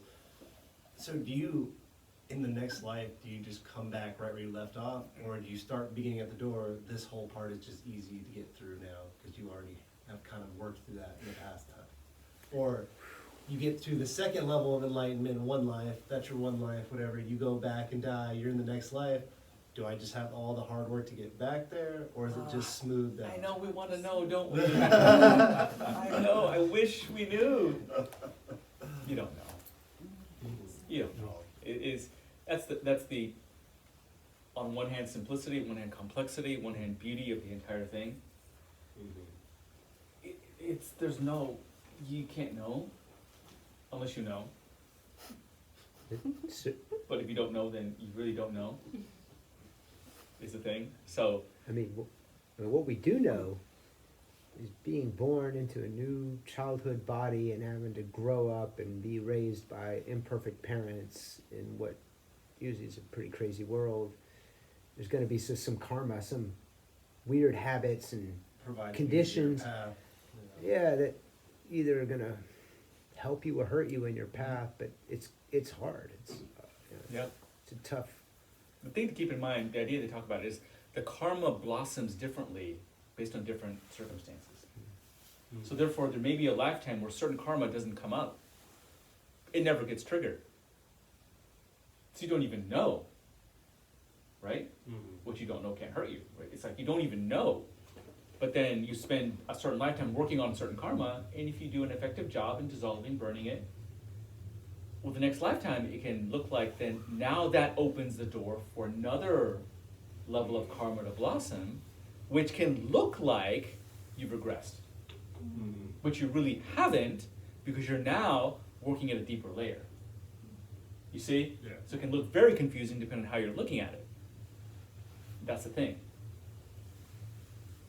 So it's just, And yeah. the idea is not to really,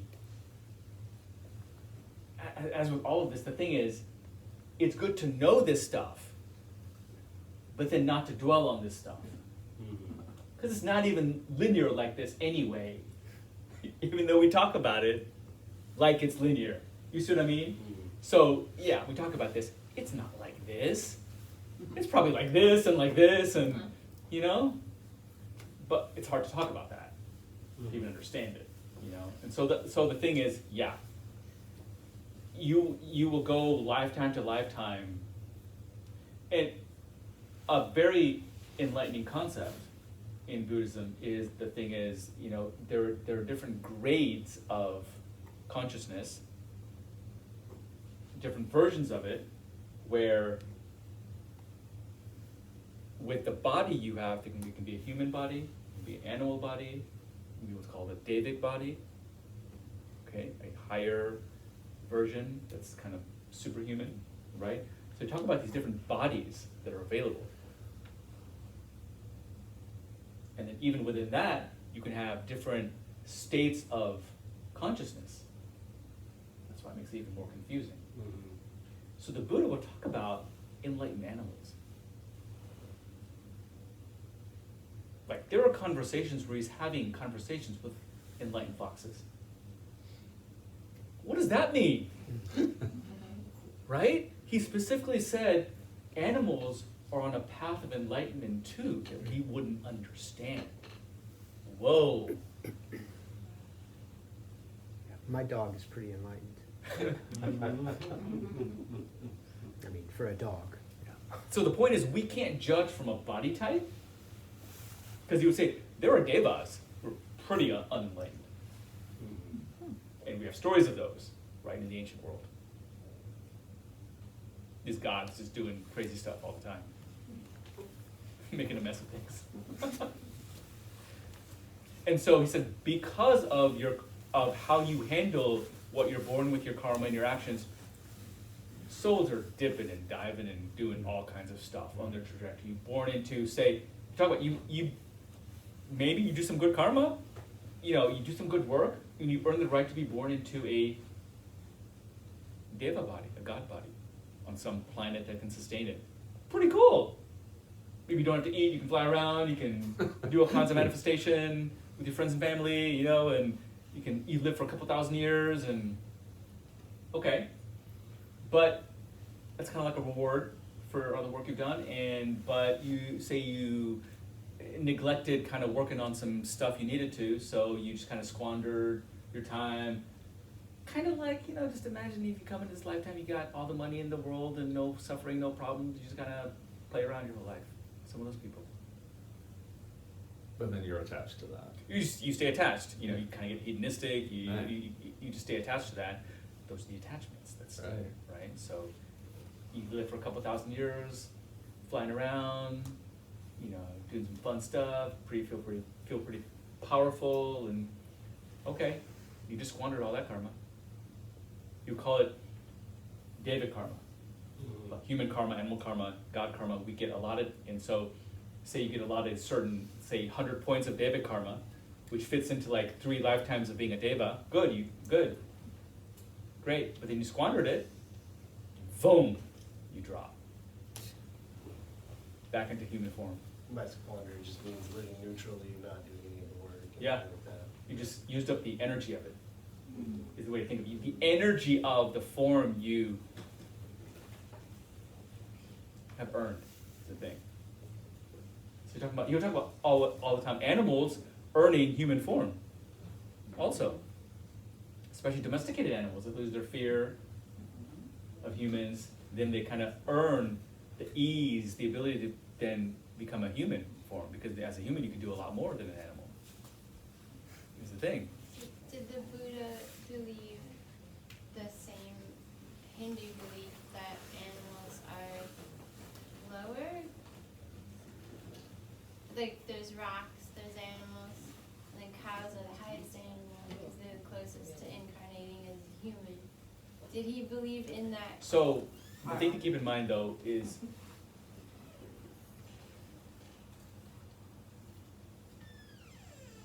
the question needs to be a little bit shifted, because that's not a Hindu belief. It can be a belief in certain sects or aspects of Hinduism when they focus on certain things in certain ways. Okay?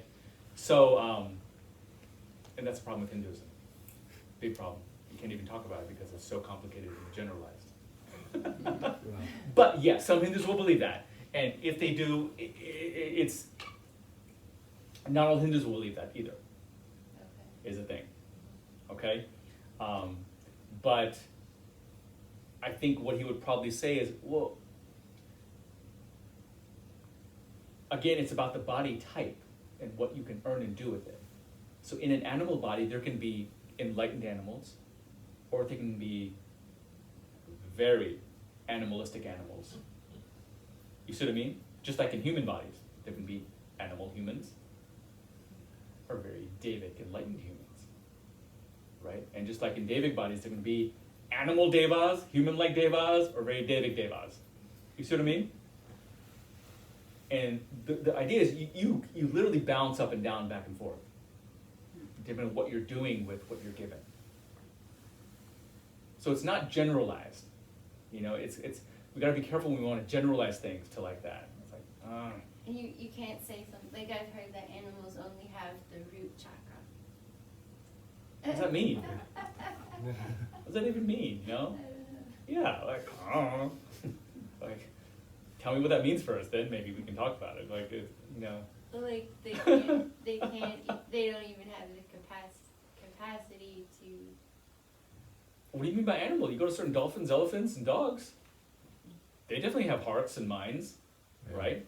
What are they doing? Some whales, they may have certain capacities we can't even imagine, right? What about the times in previous ages when there's not so much of a distinction between animals and humans, right? How some of the mythologies talk. What's happening there? Just saying, you know. Does this tie into the some of these, being detached from, like, knowing or, I mean, you talked about in the spiritual path, there's a certain detachment of, having being incarnated in a body or not being incarnated. Like, so is there a level of detachment from thinking like it just seems like the answer is be detached. Yeah. So when you get wrapped up into, what about this animal, what about that, what about this karma, what about that person, his karma, like, it just is like spinning out in a direction that's not enlightening. So a big part of this is being detached from Right. the idea A big of knowing. monkey in the whole wrench is, look, the whole idea is an advanced being can take any form and come as a bird. Then what's that? To parrot, it talks. A parrot. Knows it, yeah. A dog you meet on the street could be an enlightened being, taking that shape. What does that mean? Right? This whole thing gets thrown out then, in terms of hierarchy and blah, blah, blah. Like, my point is, it's like, there's so much going on all the time around us. Like you're saying, Yeah. we don't know. It's just a trap that I've noticed, Yeah. getting into speculation, thinking, I got it figured out, this is the way it is, and then, you just But I will also say, it is still good to know. If you want to know. The And- comfort with the paradox, like Yes, you say. It's like yes, you gotta because- understand. There is a knowing that's there, if you can know it, is the truth. There is information. There is a truth to things, right? So the dog, you're seeing a dog, The question is, what is the dog really? And so the answer is, it could be many things. That's what it comes down to. It's a spark of consciousness that's Ultimately, that's yes. living Right. in a certain form. Yeah. But it is funny how we all try to figure it out. At my age, I just look back and it's like, wow. You know, I've been sitting in classes, not this one, but like where everybody's like trying to outsmart, you know, Mhm. everybody's showing their knowledge, and it's like, wait a minute, I thought we were here to let go of Mm-hmm. the belief systems and the attack. Anyway, it's funny. It's kind of, it becomes Right. funny. It's like a Mario game, you know, you keep level, and it's like, what the? You know, and like, I love what you asked, because for me, Mario was a perfect teacher. I didn't know it at the time, but it's like you go through those levels, and nowadays you can cheat and just like start at a certain level. But back when I played Mario, when it first came out, you had to master every single level, so you just could, it was like lifetimes, you know what I mean? You could just pop 1, 2, 3, 4, Yeah. 5. It's like, whoa, and you had to fight some kind of bad guy at the end, go through some kind of, just, it's funny because I see the parallels now to life. You know, you go through some kind of crap, and then it's like, oh wow, I'm on a whole new level now. Anyway, sorry, Right. just had to share that. It's It's like, cool that you mentioned that, because it's like, as you play the game over and over again, every time you go back and play it, you just smoothly get through Yeah. to that next part that you got progressively further. You got to level 5, and everything up to level 5, wow, You could just that's run easy. that. I Yeah. can run through that. and I got so addicted to it, my addicted personality, that I got to where I could run through like, you know, like 8 levels. It was crazy. And then, and then I found out you could literally go back to level 1, and it all started over at a different level. Level 1 becomes like, you have more magic, you can do more things. It's like, whoa. Now extend that over lifetimes. Right. Like you know, at the Do time I levels was over just certain addicted to lifetimes. the game, but lately it's been Yeah. occurring to me, the answers to the whole universe are in Mario. It's crazy. So just like then you master Mario, and then you're like, let me do this again a different way. Yeah. Oh, interesting. Yeah. Are we doing a lot of that ourselves? Right? Our fully enlightened beings, these siddhas, these avatars, they master the game. Oh, are they coming back again? Choosing to then come back? And then pretending to forget? And then coming back in ways that, you know, and then the whole idea of being enlightened from an altruistic point of view is, if you can achieve this grand goal, then you have the capability of literally extending yourself into the universe and helping everyone else out. That's the Buddhist term of the Bodhisattva, right? Once you gain enlightenment, then you help everyone else gain enlightenment. Because one who's gained enlightenment knows that they are the same as everyone else. So they're literally helping themselves out still, because now they realize they are all that is. You see? So what if now they, as they talk about, can literally separate themselves out into a million little pieces now, that now go out into the universe. And each one of those now start over. Or merge with others who are already on the journey. Right? And then these little pieces then don't know. They're pretending to forget. And they now go through the same thing. And this is happening over and over and over. And do they do that to be of service? Yeah. That's the reason? To us, it's to be of service because it's helping us out. But to them, it's like, that's just how it is. They can, so they do. That's their motivation. They have no motivation. Like, from their point of view, like, there is no motivation anymore because there's nothing to do. They are all that is, right? They are now fully functioning from all that is. They're already part of all that is. They don't have the impulse, I want to be of service. That's only from our perspective. It's only from our perspective that, oh, they're because someone is helping me out. You see, their natural state is of service. It's They just- can't help but be of service. Okay. You see? Just by their mere presence, like they talk about a being who's fully enlightened, their energy field will extend out for miles and miles and miles. And so anyone just coming into their energy field will literally be affected by that. Or it's like me and you, our energy field goes out, about here. A little bit smaller sometimes, a little bigger, depending if we're really happy and feeling good, it gets a little bit bigger. But imagine enlightened being, it's extending beyond what we can imagine, their energy field. And simply then walking into their energy field immediately shifts us. They're not thinking or trying to, they just are now. But at one point, were they thinking that? Sure. And that's how they got, Yeah. that's how they Yeah. evolved into Yeah. it being on like auto.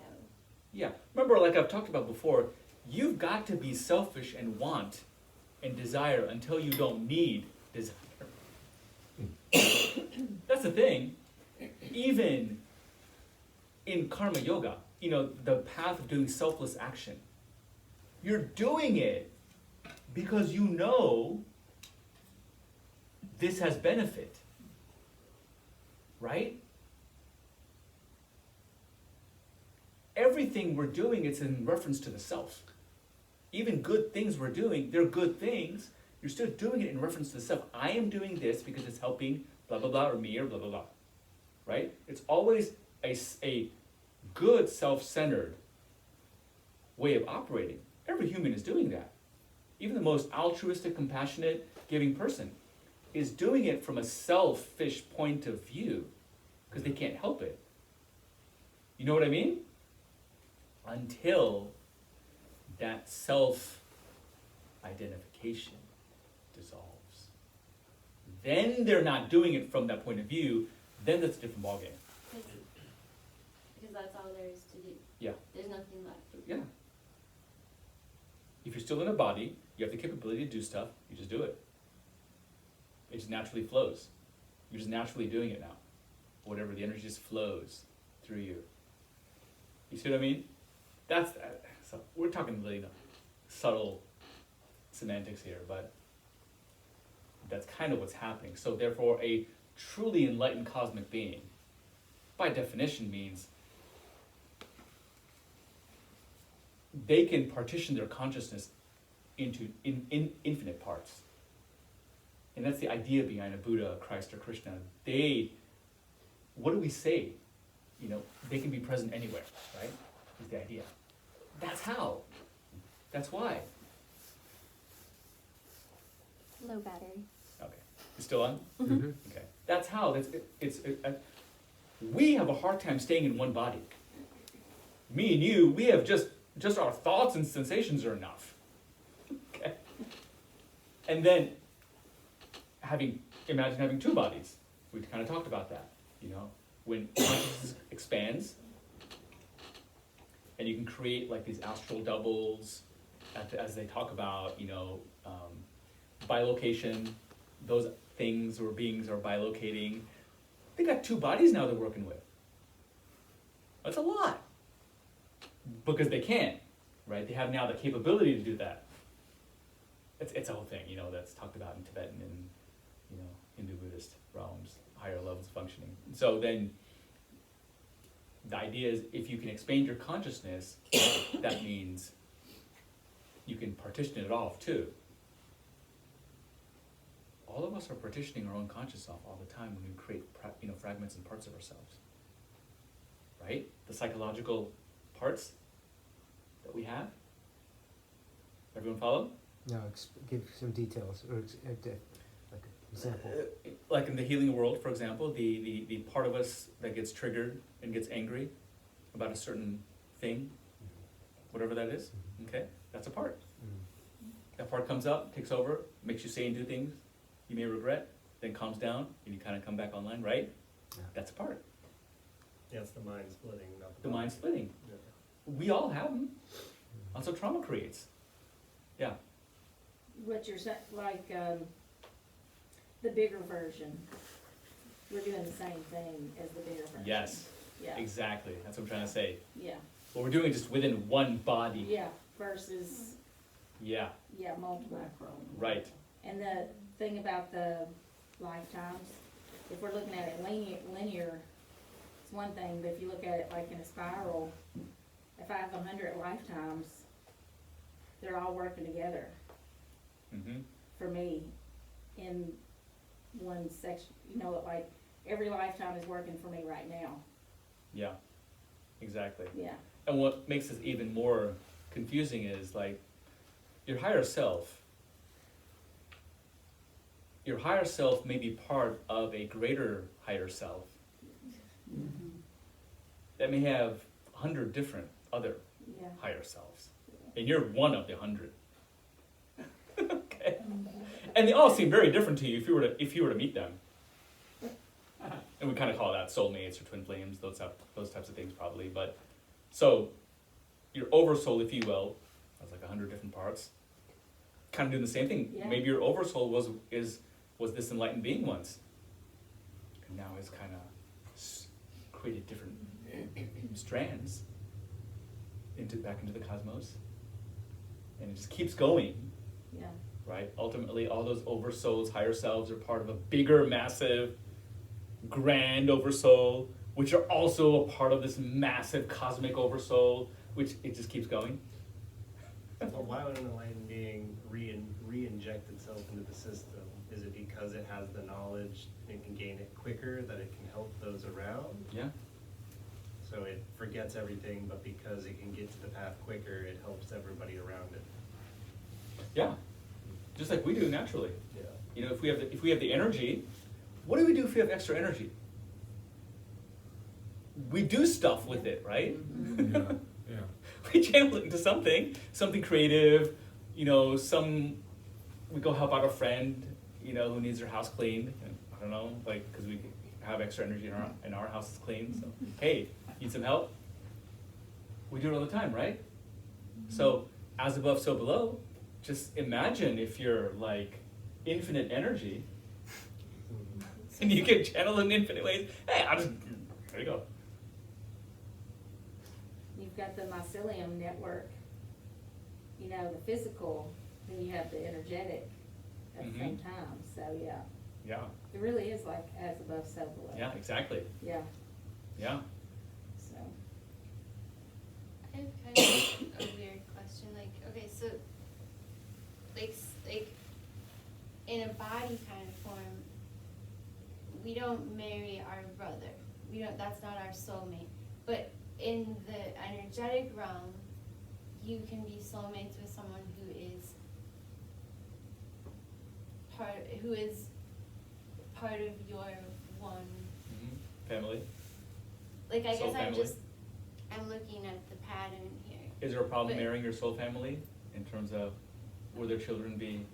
Well, Whoops. do you see my line of thinking? Like, it's like, Is it for your better growth? it just it's It's a good question. if that's too close physically in our physical Interesting, yeah. form. So energetically, like, why would it be different? Because everything seems to follow natural laws. There may be certain rules, like with your brother, you still have a deep, loving relationship. You just don't engage in certain activities, socially and morally, right? That's kind of what we kind of set up as a culture, civilization, right? You don't do certain things with family members. I think the soul just might naturally deter from other versions of yourself like that, then maybe? Yeah, maybe. Yeah. Or maybe there are other rules in place Or where you maybe don't it's do certain opposite. things. Yeah, it's upside down.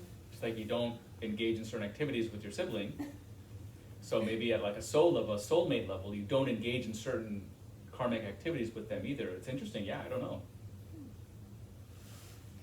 It's a good thought. There's an old song called I'm my own grandpa. Uh-huh. So then the whole idea of like flow states, is that a similar thing that like part of your consciousness can go to places, or am I understanding flow states? In a flow correctly? state? Yeah. A flow state is generally talked about more of that state of being present, so present and clear and focused on something.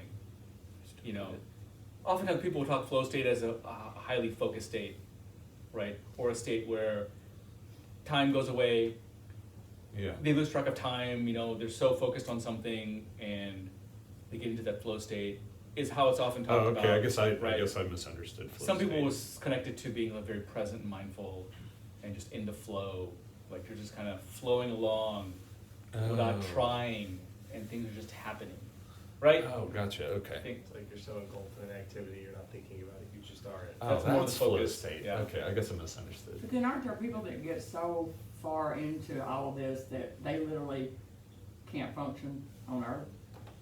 Like I know, I've heard Well, people yeah. running around that, like, you know, they have to have attendants. Like I met one in a Tao temple. Like Yeah. she would really channel in, but she had to have attendants all around her because she was like not really like the When- balance. Like, at a very high level of samadhi, there's a Yeah. state that your body hasn't fully caught up to your state of consciousness and awareness.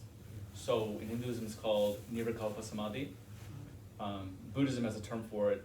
They break down samadhi in a little more detail than the Hindus do. So in that state, when you reach there, your body isn't caught up. So there were stories, for example, in certain ways for some people, you feel like you're dead. Someone comes and touches you, you feel like a corpse, and you're like rigid and motionless, right? Ramakrishna was very popular for this. He was a saint from East India. His wife would feel him like this in the middle of the night and wake him up, like, "Are you okay?" And he just opened his eye and goes, "I'm fine, dear. I'm with the mother right now, the goddess." He would worship the goddess. So he would say, "Yeah, I'm with the mother. Everything is fine." And go back into it. So that's a thing. And then what can happen is, you know, you have to kind of get through that to be able to function with your body. That's where these other stories come out where, like, yeah, you may not fully be there, so you can't really, you kind of lose control of your body, or, you know, the point is to get through that. Some people kind of don't, some people have trouble, but like, they're not usually in any pain or discomfort, is the thing, the way we think. yeah. Their body just isn't on board yet. Why some, I've heard that some gurus need like physical temptations to ground them in reality. Yeah, In to a be- sense. But I've also heard that be as like, I mean, I guess it becomes another trap too, the higher you get up, right? It's like, now are you trapped in over sexualizing, let me over just falling say- into everything? The best path is to let your karma play it out for you. Mhm. You know, don't try to test yourself, Mhm. because then your ego can get involved, and it can be a whole different thing. Is a thing, you know? Yeah. So if you think that you have gotten past something, well, life will show you. Just be patient, keep doing the work. Like there famous stories, like in India, for example, the yogi is up in the mountain cave for like 10 years meditating hardcore, deep meditation, has advanced in these levels and stages and these things and empowerments, and then he gets a directive and will be, okay, go down to the village now. Like, all right, I got this. I'm enlightened. So he walks on down the hill, gets near the village, say this is a male yogi. First thing he sees is like this hot woman walk by. Yeah. And he's like, can't stop watching her. And he's like, oh man, let me go back up. Got more work to do. It's kind of like a famous story. But that's why I say, now, being what's called a householder and spiritual is considered one of the hardest, but one of the most powerful ways to awaken. Because you are tested every moment. If you're in a relationship, if you have a family, or just living a normal life with work and stuff, being triggered are the tests, is the thing. Yeah. That's the thing. Every time you're triggered, your karma is Burning up. awakening, burning. Yeah. Right? And then the question is, that's the whole mindfulness then. Can you then let it burn? Can you let it burn? Instead of messing with the fire and trying to put it out, or, play with it, or stuff we do. And that's the thing. We don't have to go into a cave. Now, you can, and some things are helpful, and for certain times it's very important to, but the point is, if you can't, you can still make significant progress spiritually just by living a normal life. And that's what the Buddha, that's what his big thing was. A normal householder can awaken if they meditate with mindfulness in this proper way. That was the thing. Before that, it was just, you needed to be in an ashram or a monastery or, off into a forest to make progress. It's kind of the whole idea. Go to a mystery school or find a teacher or, that's kind of how the world has always been set up. A big divide between, normal person and spiritual person. But that's kind of, the Buddha's attempt was to kind of bridge that gap. Because the story is, he was going village to village, town to town. He was plant himself and just attract people, teach them how to meditate, and that's it. And people were awakening around him, left and right, just by meditating the way he was teaching. And being around the Buddha, I'm sure. It helped. Sure. But the way he would teach, what he was teaching, the Anapanasati, the meditation form, and the mindfulness, that ingredient, that recipe was normal people were awakening left and right, are the stories. Then you would move on, that's what was unique about his time on earth. He was able to do that for 50 years. That's the thing. Until age 80. He gained enlightenment at age 30. And he taught for 50 years. Wow. Imagine if Christ was able to live for 50 more years. What would have happened? Well, if you think about who he affected going into these towns and then who they affected, it's just a little butterfly effect. Right. It caused the king of India, Emperor Ashoka, to become Buddhist. The emperor of the significant part of India at that time became Buddhist soon after. Right? So that was huge. And he's the one that kind of helped decimate Buddhism to the rest of the world. He sent out all the emissaries into Southeast Asia, into China, Emperor Ashoka.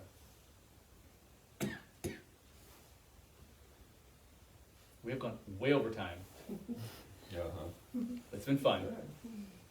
It was great. Thank you. You can stop. Yeah, thank you. Click on the red. The red button. Oh, yeah.